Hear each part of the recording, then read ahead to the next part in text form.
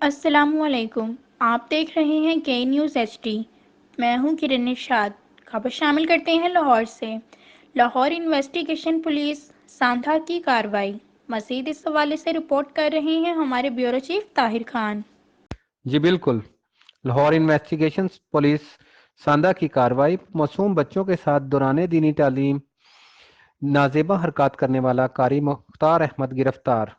ملزم قاری مختار احمد 4 سال سے بچوں کو گھر میں آ کر دینی تعلیم دے رہا تھا۔ بچوں نے والدین کو قاری کی نازیبا حرکات سے متعلق شکایات کی تھیں۔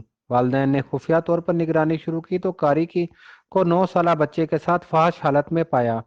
قاری والدین کو بتانے کی صورت میں معصوم بچوں کو مسلسل جان سے مارنے کی دھمکیاں دیتا تھا۔ انویسٹیگیشن پولیس سانحہ نے فوری کارروائی کرتے ہوئے ملزم مختار کو گرفتار کیا۔